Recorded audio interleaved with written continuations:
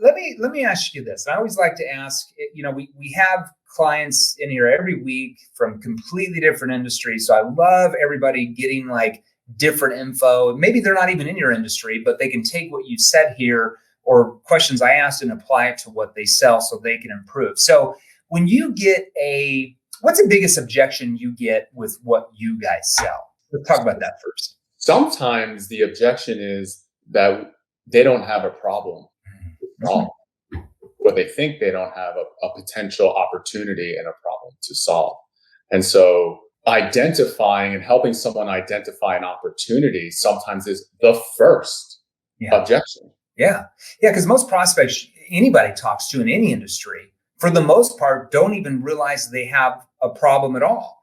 Or maybe they know of a little bit of a problem, but maybe they don't know how bad it is. Or maybe you're able, through your questioning ability, help them not just find the problem they thought they had, but finding 2 or 3 or 4 other problems they didn't know they had. Or maybe they know of a problem, but they don't know the consequences of them not doing anything about it. So when you guys get on your sales calls with your teams, because I know you guys are very successful in your company, how do you help them overcome that concern that they didn't even know they had a problem? How do we help them overcome the concern? That's a great question. I want to hand it off.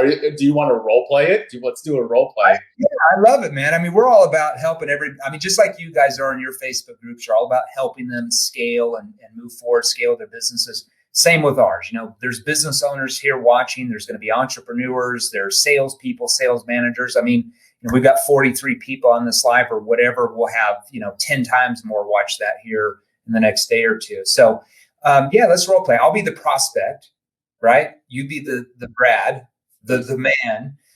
What concern should I bring up? First of all, what I think the concern you should bring up maybe is money. I think money is always like, I don't have the money for this. Mm-hmm. Okay. Yeah. I mean, Brad, this sounds really good. I mean, you guys obviously have a lot of testimonials, but I just gonna have to come back like maybe 6 months from now. We're just brand new business. Like we don't really have all the money to invest in that. Yeah. Jeremy, thanks for sharing that. That totally makes sense. Out of curiosity, besides the money for right now, how do you feel about the process that we went over for your business? I mean, it would definitely work. I just wish we had the money.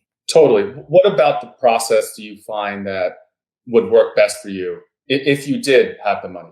Oh, if we did have the money, I mean, I really like how your, organization like X and Y and Z and W and B and C. Cool. If there was a way to find the funding in order to A, B, C, X, Y, Z, what kind of ways could you see for yourself in order to find that funding? Well, I'd have to talk to my business partner, but I don't know. I mean, we might be able to get some money together here in a few months from just sales and stuff like that. We're just brand new. So hopefully it works out and we get enough sales to pay you guys. Oh, this is a good one.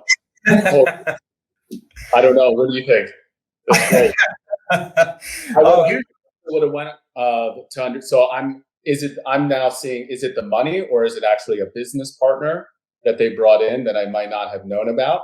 Yeah, I threw you for a loop. That's my bad. I think that's perfect. I mean, what I would do, this is always the standard thing. And I know you know this. I'm sure your salespeople use that. But what I would do is I'd be like, yeah, that's not a problem. Tell me, if you did have the funding, is this something that would work for you?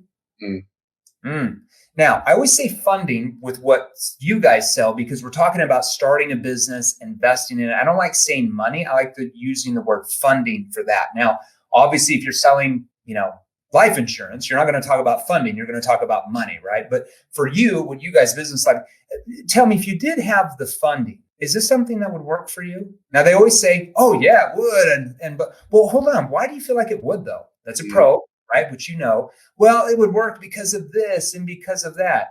Okay, and I can appreciate that money might be an issue from what you told me. I guess, how do you think you can resolve that where you can find the funding to put into the business to learn the process of bringing in leads so that you can get your company to the $1 million range this first year? I repeat back everything they said they wanted.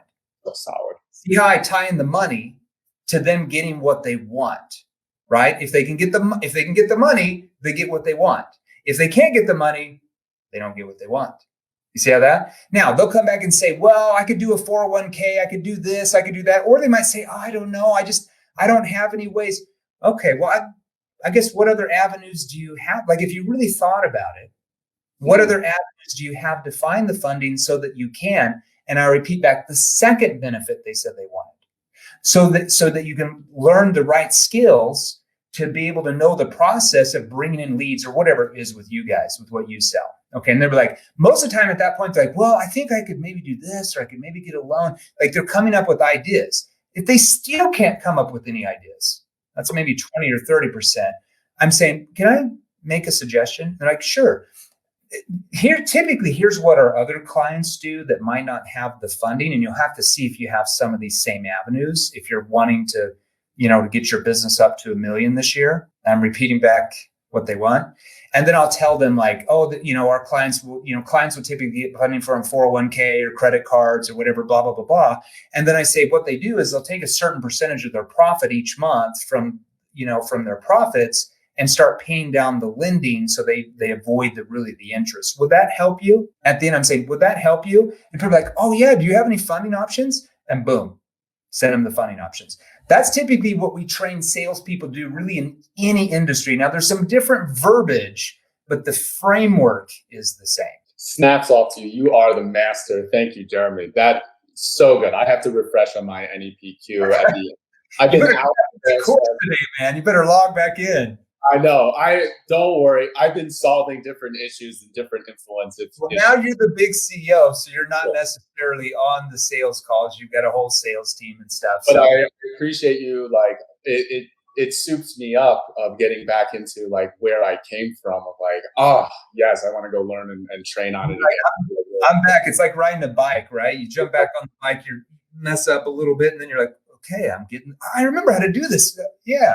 Yep. I like it. Yeah. Hey, Brad, thanks for being on. I know you got a hard stop here, in 3 or 4 minutes. So we're going to end this here in the next couple of minutes. What's your biggest piece of advice you would give?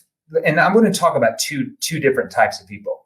What's the biggest advice you give a brand new salesperson who's just getting involved in sales? Brand new advice I would give the salesperson just getting involved in sales is understand the buyer's journey and why people buy. Mm-hmm. Yeah. Why do you feel like that's so important for a newbie? Because I feel like for newbies, they can get into what they get into sales for is for the money potential. What people stay into sales for is the mastery of human psychology and buying psychology, understanding why people make buying decisions. That's true. So true.